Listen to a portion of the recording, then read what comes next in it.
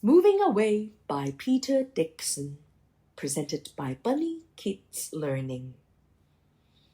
Moving Away by Peter Dixon. My best friend's leaving school today. She's moving somewhere new. Her house is on the market. Her brother's going too. I saw the lorry loading her toys, her coat, her hat, her bike and books and bedclothes, her hamster and her cat. She said she'd come and see me. I said I'd go and see her.